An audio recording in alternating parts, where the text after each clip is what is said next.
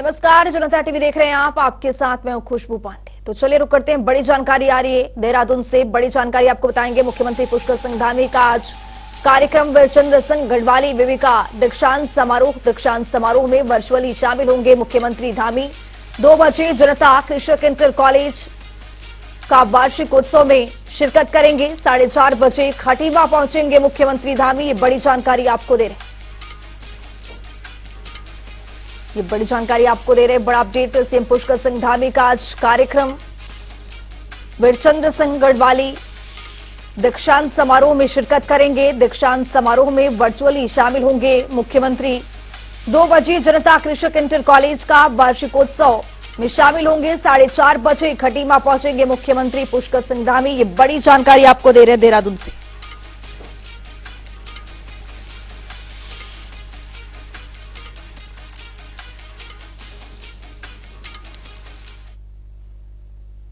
मुख्यमंत्री कैंप कार्यालय देहरादून में सम्मान समारोह का आयोजन किया गया है। कार्यक्रम में सीएम पुष्कर सिंह धामी ने नामुमकिन को मुमकिन कर दिखाने वाले रेट माइनर्स को सम्मानित किया है। सीएम धामी ने फूलमालाओं के साथ सभी रेट माइनर्स का सम्मान किया है। साथ ही सभी रेट माइनर्स को 51 हजार के चेक भी सम्मान के तौर पर दिए हैं। आपको बता दें कि रेट माइनर्स ने सिलक्यारा टनल हादसे में महत्वपूर्ण भूमिका निभाई थी। 17 दिन तक चले रेस्क्यू ऑपरेशन के बाद सभी मजदूरों को बाहर निकाला गया है। वहीं मुख्यमंत्री पुष्कर सिंह धामी ने सभी का आभार भी यहां पर व्यक्त किया है। हमारे रेड माइनर्स की सिलक्यारा रेस्क्यू ऑपरेशन में 41 लोगों को बाहर निकालने में बहुत बड़ी भूमिका है और निश्चित रूप से उन्होंने जो काम किया वो प्रशंसा के पात्र तो हैं ही हैं और ये ऑपरेशन सफल हुआ तो उसमें उनकी बहुत बड़ी भूमिका है। मैं सबको अपनी तरफ से बहुत शुभकामनाएं देता हूं, बधाई देता हूं और उनका प्रोत्साहन निश्चित रूप से कहीं न कहीं उस काम का प्रोत्साहन है जिसका कोई मूल्य नहीं है। बहुमूल्य काम उन्होंने किया है, उनकी जितनी प्रशंसा की जाए उतनी कम है। यूसीसी की कमेटी हमको अभी अपनी रिपोर्ट देगी और अगले माह हमको रिपोर्ट मिलेगी और रिपोर्ट मिलने के बाद फिर हम उसको लागू करने की दिशा में। उत्तराखंड राज्य रोजगार गारंटी परिषद की बैठक का आयोजन किया गया, जिसमें नामित सरकारी गैर सरकारी सदस्यों ने यहां पर हिस्सा लिया। बैठक की अध्यक्षता ग्राम्य विकास मंत्री गणेश जोशी ने की है। बैठक में महात्मा गांधी नरेगा क्रियान्वयन कार्यों के अनुश्रवण एवं योजना के आय को लेकर चर्चा की गई। वहीं बैठक में गणेश जोशी ने निर्देशित किया है कि बैठक का आयोजन हर 3 महीने के अंतराल में आयोजित किया जाना चाहिए। साथ ही मनरेगा योजना के अंतर्गत सोशल ऑडिट राज्य के सभी विकास खंडों में समय किया जाना आवश्यक है। सैनिकों की ओर से मीडिया का आभार व्यक्त करता हूँ कि आप लोग सही समय पर उपस्थित हुए हैं। साथियों, भारतीय जनता पार्टी की सरकार और उसके कार्यकाल में न केवल मनुष्य मात्र का बल्कि पूर्व सैनिकों का उत्पीड़न और आर्थिक नुकसान हुआ है। मैं एक रैंक एक पेंशन की बात करना चाहूँगा कि कांग्रेस पार्टी सत्ता में रहते हुए चरणबद्ध तरीके से एक रैंक एक पेंशन का समाधान चाहती थी, लेकिन भारतीय जनता पार्टी ने 2014 में सत्ता में आते ही जल्दबाजी में लेने की वजह से एक रैंक एक पेंशन को आधा अधूरा ठोक कर पूर्व सैनिकों और उनके परिवारों को आर्थिक हानि। देहरादून से एक बड़ी जानकारी आ रही है, उसके तरफ रुक करेंगे। 24 के चुनाव में तैयारियों में जुटी है पार्टियां। बीजेपी ने विपक्ष को दिया है बड़ा झटका कर कई कार्यकर्ताओं यहां पर थामेंगे बीजेपी का दामन। ये बड़ी जानकारी आपको दे रहे हैं। बीजेपी दफ्तर में सदस्यता ग्रहण कार्यक्रम का आयोजन किया गया है। बीजेपी अध्यक्ष महेंद्र भट्ट दिलाएंगे सदस्यता। ये बड़ी जानकारी आपको दे रहे हैं।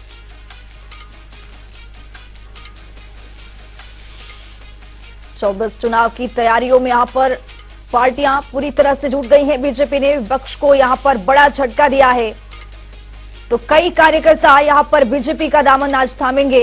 ये बड़ी जानकारी। बीजेपी दफ्तर में सदस्यता यहां पर ग्रहण कार्यक्रम का आयोजन किया गया है। बीजेपी अध्यक्ष महेंद्र भट्ट दिलाएंगे सदस्यता।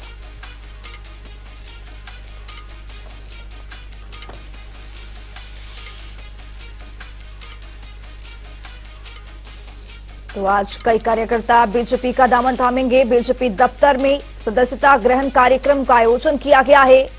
महेंद्र भट्ट बीजेपी के अध्यक्ष अध्यक्ष दिलाएंगे। यहां पर 2024 की चुनाव की तैयारियों में पूरी तरह से पार्टियां यहां पर जुट गई हैं। बीजेपी ने विपक्ष को यहां पर बड़ा झटका दिया है। कई कार्यकर्ता यहां पर बीजेपी का दामन थामेंगे। तो हमारे साथ हमारे सहयोगी नवीन शुक्ला देहरादून से जुड़ चुके हैं। नवीन, यहां पर आज बीजेपी अध्यक्ष महेंद्र भट्ट जो हैं सदस्यता दिलाएंगे 2024 को, तैयारी में यहां पर बीजेपी जुटी हुई है। क्या कुछ जानकारी आपके पास? जी खुशबू, निश्चित तौर पर बीजेपी जो है वो अपने लोकसभा चुनाव की तैयारियों में लगी हुई है। इसके साथ ही संगठन को मजबूत करने के लिए लगातार बीजेपी काम कर रही है। बीजेपी द्वारा जो कांग्रेस के तमाम जो विपक्षी दल हैं उनके जो कार्यकर्ता हैं वह आज बीजेपी का दामन थामेंगे। कहीं ना कहीं लोकसभा चुनाव को लेकर बीजेपी अपनी पूरी रणनीति के तहत काम कर रही है और इसी क्रम में अब जो कांग्रेस के तमाम कार्यकर्ता हैं वह बीजेपी में शामिल होने वाले हैं। अब से कुछ देर में ही यह कार्यक्रम शुरू होने वाला है। इसके साथ ही मैं ये भी बताना चाहूंगा कि प्रदेश अध्यक्ष महेंद्र भट्ट की अध्यक्षता है विपक्षी दलों के, वह बीजेपी का दामन थामने वाले हैं। नवीन, कार्यकर्ता कौन कौन से हैं और कितने लोग हैं जो बीजेपी का दामन आज थामेंगे?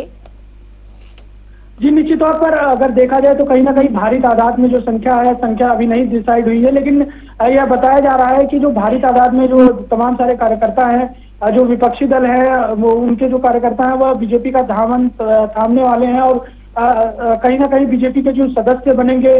और सबसे बड़ी बात यह है कि जो बीजेपी है लोकसभा चुनाव की तैयारियों में लगी हुई है। 2024 आने में अब कुछ दिन ही बचे हुए हैं और इसको लेकर अब संगठन को किस तरीके से मजबूत बनाया जाए, इसको लेकर लगातार कवायद चल रही है और इसी क्रम में अब बीजेपी संगठन को और मजबूत। जो कार्यकर्ता हैं वो सदस्यता कब ग्रहण करेंगे, समय क्या होगा? जी निश्चित तौर पर अगर देखा जाए तो आपसे कुछ देर बाद ही यह कार्यक्रम का, हालांकि जो है कार्यक्रम तो 12 बजे डिसाइड हुआ था, लेकिन जो है अब कार्यक्रम में थोड़ी सी देरी जरूर हो रही है। अब से कुछ ही देर में यह कार्यक्रम शुरू होने वाला है। प्रदेश अध्यक्ष महेंद्र भट्ट की अध्यक्षता में तमाम सारे जो कार्यकर्ता है वह बीजेपी का दामन थामने वाले। ठीक है, बहुत शुक्रिया नवीन शुक्ला तमाम जानकारी साझा करने के लिए। तो बीजेपी दफ्तर में सदस्यता ग्रहण कार्यक्रम का आयोजन किया जाना है। बीजेपी अध्यक्ष महेंद्र भट्ट दिलाएंगे सदस्यता, ये बड़ी जानकारी से आपको अपडेट करवा रहे हैं।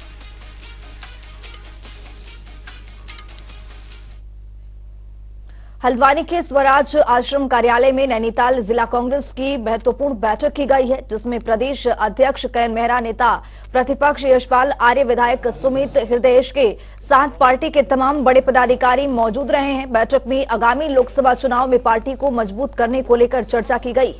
वहीं कांग्रेस प्रदेश अध्यक्ष करण मेहरा ने कहा है कि पार्टी के विभिन्न फ्रंटल संगठन के नेताओं से सुझाव लिए जा रहे हैं। बूथ और मंडल का गठन और उसके सत्यापन को लेकर काम किया जा रहा है।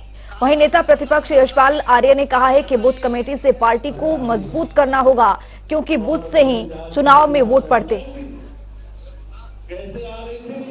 जिला सम्मेलनों की आवश्यकता महसूस हो रही थी और हम 3 अलग अलग फेजेस पे काम कर रहे हैं इस समय। देवप्रयाग से हमने, जहाँ से गंगा जी बनती है, वहाँ से हमने इसका शुरुआत की थी। उसके बाद रुद्रप्रयाग, चमोली, पौड़ी, उत्तरकाशी, टिहरी, लोहागढ़, चंपावत, फिर पिथौरागढ़, फिर बागेश्वर और अल्मोड़ा के हम कर चुके हैं। आज नैनीताल जिले की ये बैठक है और इसमें जहां अपने अध्यक्षगणों से विभिन्न जो हमारे फ्रंटल प्रकोष्ठ है उनके जो कार्यकर्ता उनके सुझाव हम ले रहे हैं। साथ में हमारी बूथ कमेटियां कहां तक तैयार हो गई हैं, उसका सत्यापन का कार्य कितना हुआ है, मंडलों की नियुक्ति कितनी होगी, उसका सत्यापन का काम कितना चल रहा है, इन सभी विषयों पर चर्चा है। विमर्श कर रहे हैं, निचले स्तर पर बूथ स्तर पर हमारी क्या स्थिति है इसका आकलन कर रहे हैं। सभी हमारे साथियों ने कहा कि बूथ मैनेजमेंट बेहतर होना चाहिए, बूथ कमेटियों का गठन होना चाहिए। कई जगह बूथ कमेटियां बनी हैं और अगला चरण जो हमारा है उसमें हम सीधे अपने बूथ के कार्यकर्ताओं से संवाद भी करेंगे, उनके सुझाव भी लेंगे, क्योंकि चुनाव की दहलीज पर हम खड़े हैं। हम चाहते हैं कि कांग्रेस संगठित होकर, मजबूत होकर, एकजुट होकर इस लड़ाई को लड़े और जीत हासिल करें। नहीं, देखिए, बहुत बड़ा मैं जिला अध्यक्ष महोदय और महानगर अध्यक्ष महोदय को बधाई देता हूं। सफल आयोजन हुआ है पूरे जिले से, पूरे महानगर क्षेत्र से। नैनीताल जनपद का पूरा अच्छा रिप्रेजेंटेशन यहाँ पे हुआ है। हमारे ब्लॉक अध्यक्षगण से लेके हमारा आम कार्यकर्ता जो है, और एक क्लोज डोर में हुआ है। मीडिया को भी अभी आमंत्रित करा है, तो जो उनके कोई पीड़ा या दर्द भी था, क्योंकि होता है कार्यकर्ताओं की कभी कभी पीड़ा होती है, दर्द होता है, सुझाव होते हैं, तो उन्होंने बड़े सकारात्मक यहाँ पे सुझाव रखे हैं, जिसकी कांग्रेस की मजबूती के लिए लोकसभा चुनाव में कैसे धारदार हम एक तरीके से एक रणनीति के साथ आगे बढ़े, इस विषय पर गंभीर विचार हुआ है। तो मैं बधाई सबको देता हूँ। उत्तराखंड में प्रदेश सरकार ने आम लोगों से बजट बनाने के लिए सुझाव मांगा है। आम लोग 10 जनवरी 2024 तक सरकार को अपना सुझाव भेज सकते हैं। आम जनता ईमेल, वेबसाइट और व्हाट्सएप के जरिए सरकार को सुझाव दे सकते हैं। आम जनता के सुझाव के आधार पर ही प्रदेश सरकार 2024-25 के बजट को बनाना चाहती है, ताकि स्थानीय लोगों को रोजगार, स्वरोजगार मिल सके। आपको बता दें कि 2024-25 के बजट को लेकर प्रदेश सरकार ने विभागीय स्तर पर तैयारी तेज कर दी, जिसके तहत विभाग स्तर पर बजट बनाने का काम चल रहा है। रुड़की के क्लियर दरगाह साहिब पार्क में भाजपा के राष्ट्रीय प्रवक्ता सैयद शहनवाज हुसैन पहुंचे हैं, जहां उन्होंने दरगाह में चादर और फूल चढ़ाए। इस दौरान सैयद शहनवाज हुसैन ने दरगाह में देश की अमन, सलामती और खुशहाली की यहां पर दुआएं मांगी है। इस मौके पर सैयद शहनवाज हुसैन ने कहा है कि 3 राज्यों में हुए चुनाव में भारतीय जनता पार्टी ने प्रचंड बहुमत के साथ हैट्रिक मारी है। वहीं लोकसभा चुनाव को लेकर कहा है कि इस बार चुनाव में 400 से ज्यादा सीटें आएंगी।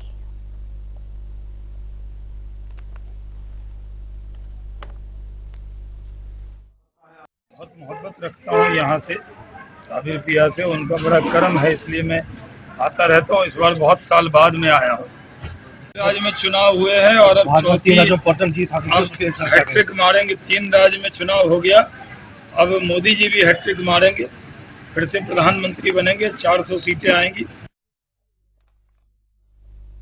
विकासनगर में जनता टीवी की खबर का बड़ा असर देखने को मिला है। एसएसपी अजय सिंह के निर्देश पर अवैध खनन पर बड़ी कार्रवाई की गई है।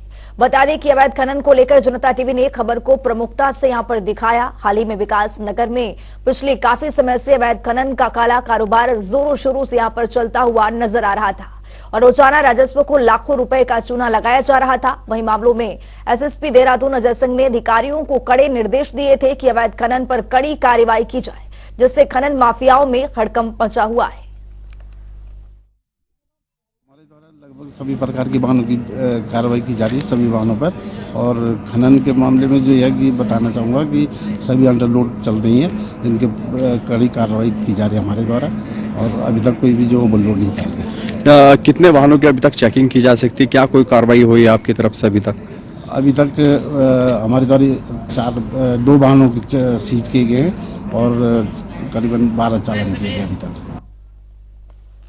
उत्तराखंड में मौसम बेहाल करने वाला है। 3 दिन बाद एक बार फिर से पहाड़ों पर मौसम करवट बदलने वाला है। अब बर्फबारी के साथ साथ बारिश का भी प्रकोप लोगों को देखने को मिलेगा। तापमान में लगातार गिरावट दर्ज की जा रही है। लगातार बढ़ती ठंड से अब नदी और नाले जमने लगे हैं। वहीं पश्चिमी विक्षोभ की सक्रियता के कारण आगामी 23 दिसंबर से मौसम का मिजाज बदल सकता है। उत्तरकाशी, चमोली, रुद्रप्रयाग, बागेश्वर और पिथौरागढ़ में चोटियों पर हिमपात और निचले इलाकों में बूंदाबांदी के आसार है। इससे तापमान में और गिरावट दर्ज की जाएगी।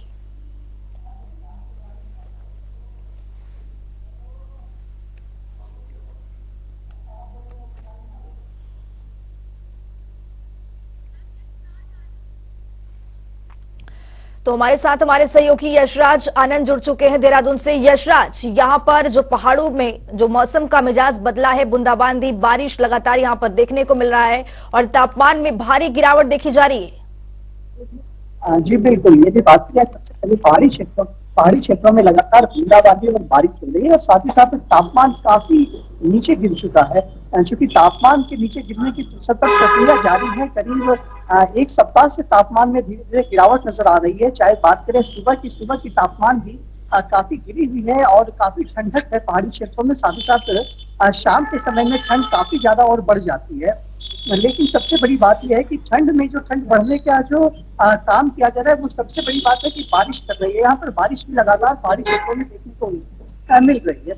साथ ही साथ पहाड़ों के बारिश के साथ साथ वहाँ पर क्या हो रहा है कि वहाँ पर बर्फबारी भी देखने को मिल रहा है। यदि बात की जाए चक्राता की बात की जाए, चमोली की बात की जाए, बद्रीनाथ, केदारनाथ, हेमकुंड साहिब की बात की जाए, तो वहाँ पर काफी ज्यादा बर्फबारी देखने को मिल रही है। साथ ही साथ यदि औली की बात करें, जो औली विंटर गेम्स के लिए भी फेमस है, प्रसिद्ध है, वहाँ पर विंटर गेम्स भी कराया जाता है पर्यटन विभाग के द्वारा, तो वहाँ पर लगातार बर्फबारी हो रही है। लेकिन सबसे बड़ी बात यह कि दर्शकों यानी कि लोगों में खासा उत्साह देखने को मिल रहा है इस चीज को लेकर के। चाहे उत्तराखंड की बात करें तो उत्तराखंड से भी लोग वहां बर्फबारी का आनंद लेने के लिए पहाड़ी क्षेत्रों में जा रहे हैं, और दूसरी ओर यदि बात की जाए कि बाहरी क्षेत्रों से भी, तो अलग अलग राज्यों से भी काफी ज्यादा यहाँ पर पर्यटक आ रहे हैं और यहाँ पर बर्फबारी का आनंद ले रहे हैं। जी, अब 22 और 23 दिसंबर को भी ये कहा जा रहा है, जानकारी ये मिल पा रही है कि जो पश्चिमी विक्षोभ है वो सक्रिय होने वाला है। जी बिल्कुल, 22 से 23 दिसंबर को भी पश्चिमी विक्षोभ ये सक्रिय होगा और काफी तेज हवाएं भी चलेंगी और बर्फबारी भी होगी, और बर्फबारी के कारण ठंड में काफी ज्यादा बढ़ोतरी हो जाएगी, यानी तापमान काफी ज्यादा लुढ़क जाएगा। वहीं यदि बात की जाए कि 25 दिसंबर को एक्समस दिन है, बड़ा दिन है, इस बड़ा दिन के अवसर पर लगातार उत्तराखंड चूंकि पर्यटक क्षेत्र है, पर्यटक राज्य है, तो यहाँ पर पर्यटक काफी ज्यादा संख्या में आते हैं। लेकिन जिस तरीके से मौसम विभाग के द्वारा चेतावनी दी जा रही है पर्यटकों में, लेकिन फिर भी खासा उत्साह दिखता है। लोग बर्फबारी का आनंद लेने के लिए आ रहे हैं। यहाँ पर तमाम होटल भी है, वो 25 दिसंबर को लेकर के बुकिंग शुरू हो चुकी है, और पर्यटकों का आने का सिलसिला भी जारी है। जो पर्यटक यहाँ अभी पहुंच चुके हैं वो भी चाह रहे हैं कि कम से कम 25 दिसंबर तक यहाँ पर रुके, ताकि यहाँ पर बर्फबारी और साथ ही साथ 25 दिसंबर का भी यहाँ पर आनंद ले सके। तो लेकिन मौसम विभाग ने जो सचेत किया है, तो उसको लेकर भी लोगों से भी अपील की जा रही है कि लोग भी सचेत रहें, ज्यादा ऊपर पहाड़ी क्षेत्रों में ज्यादा ऊपर पर ना चढ़ें, साथ ही साथ अपने साथ गर्म कपड़े रखें, गर्म पानी की व्यवस्था करके रखें, और कुछ जो फर्स्ट एड ट्रीटमेंट होता है, मेडिसिन होता है, उसको अपने साथ रखें, और बच्चों पर खासा ध्यान दें। चूंकि दूसरी सबसे बड़ी बात है कि कोरोना वेरिएंट भी राज्य में, देश में फिर से सक्रिय हो गया है, तो सर्दी खांसी जुकाम को भी देखते हुए लगातार सतर्कता रखी जा रही, प्रशासन के द्वारा भी मुस्तैदी से काम किया जा रहा है। शासन जी इस सक्रियता को देखते हुए प्रशासन किस तरह से अलर्ट है? बिल्कुल, इस सक्रियता को यहाँ पर प्रशासन पूरी तरीके से अलर्ट मोड में है, क्योंकि 22 और 23 को जो ऐलान किया गया उसके बाद प्रशासन पूरी तरीके से सख्त नजर आ रही है। वो जो भी आ रहे हैं वहां पर सबसे पहली बात तो यह बताया उनको जा रहा है और अपील की जा रही है जगह जगह पर लोगों से, खास करके पहाड़ी क्षेत्रों में जब आप चढ़ाव शुरू करेंगे तो वहां पर भी लोगों से अपील की जा रही है कि अपने साथ ही साथ वो ठंड कपड़े रखें, और प्रशासन भी वहां मुस्तैदी से काम कर रही है। जी, बहुत शुक्रिया यशराज तमाम जानकारी साझा करने के लिए। तो यहाँ पर एक बार फिर से मौसम का मिजाज उत्तराखंड में बदलेगा। 22-23 दिसंबर को पश्चिमी विक्षोभ का यहाँ पर असर भी देखने को मिलेगा। राज्य को डस्टबिन फ्री और 100% डोर टू डोर कूड़ा उठाने के लेकर मुख्य सचिव एसएस संधू ने निर्देश जारी किए हैं, जिसके बाद नगर निगम देहरादून भी तैयारियां शुरू की गई है। वहीं इसको लेकर नगर आयुक्त देहरादून गौरव कुमार ने कहा है कि शहर में वर्तमान में 80 ऐसे स्थान हैं जहां पर डस्टबिन है जिनको हटाए जाने की शुरुआत की जानी है। देखिए, जैसा कि निर्देशित किया गया है कि हमको 15 दिन में उत्तराखंड को डस्टबिन फ्री करना है, उसके क्रम में देहरादून शहर को भी डस्टबिन फ्री किया जाना है। इसके लिए हमको एक्शन प्लान तैयार करना है, जिस पर हम कार्य कर रहे हैं। अगले 2-3 दिन में हम एक्शन प्लान तैयार कर लेंगे। हमारी लगभग 80 लोकेशंस ऐसी हैं जहां पर अभी डस्टबिन का प्रयोग किया जा रहा है, सार्वजनिक डस्टबिन का प्रयोग किया जा रहा है। हम इनको फेज वाइज मैनर में उन स्थानों से हटा देंगे, और उसकी अल्टरनेट व्यवस्था के तौर पर अपना जो सोर्स सेग्रीगेशन है, हमारा डोर टू डोर कलेक्शन है, उसको मजबूत करेंगे। उसके लिए गाड़ियों की व्यवस्था भी की जा रही है। लोगों में बिहेवियर एस्पेक्ट को भी हमेशा की तरह उसको भी प्रमोट किया जा रहा है, और सीसीटीवी लगाने की कार्रवाई, चालानी कार्रवाई और इंसेंटिव की कार्रवाई, सभी कार्रवाई को पैरेलली किया जाएगा। इस बुलेटिन में मेरे साथ इतना ही। नमस्कार।